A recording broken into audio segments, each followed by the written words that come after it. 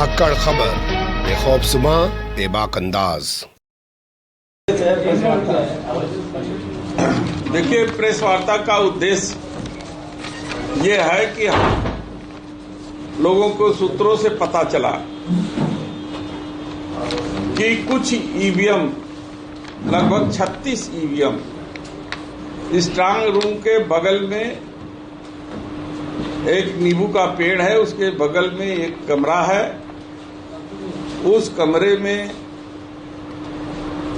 रखा हुआ है, जिसमें पूर्व से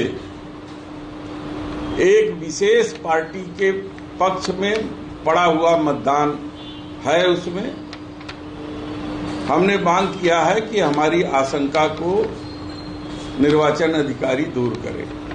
दूसरी,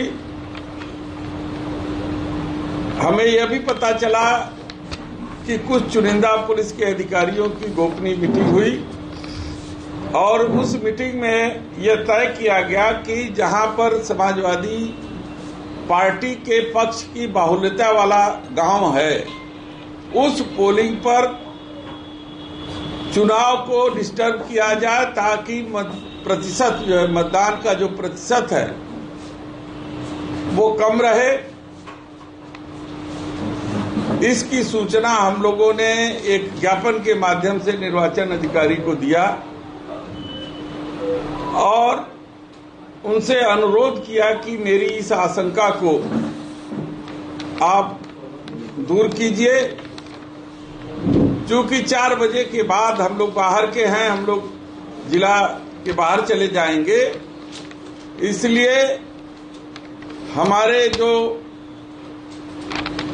चुनाव लड़ रही जो डॉक्टर ज्योति बिंद है, पार्टी की जो प्रत्याशी है, उसके एजेंट को और हमारे जिला अध्यक्ष या फिर जिला से जुड़े हुए किसी उनके द्वारा नामित सदस्य को के सामने हमारी इस आशंका को निर्मूल साबित करें ताकि हम लोगों की आशंकाओं का समाधान हो सके।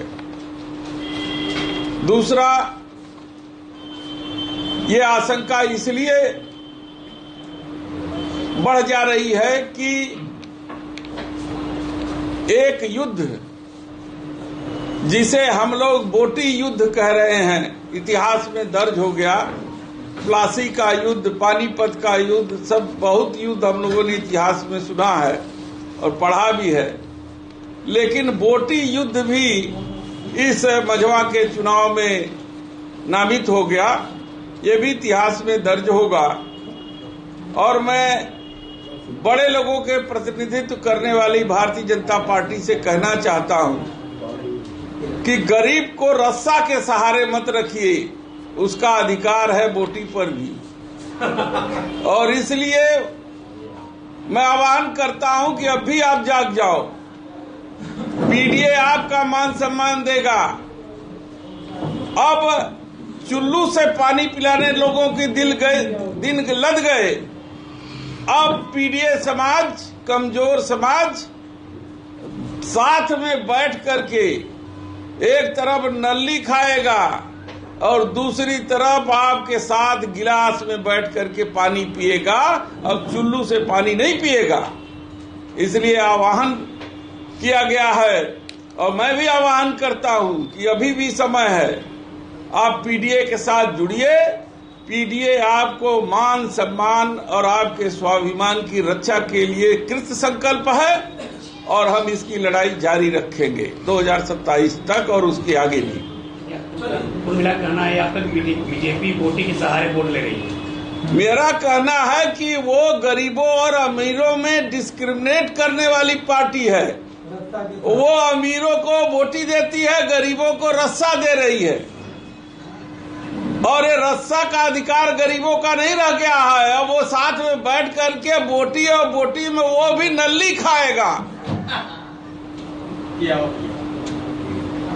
और सर, जो अभी शिकायत की है, यदि आपका वो ईवीएम नहीं दिखाते तो आगे क्या दिख जाएगी?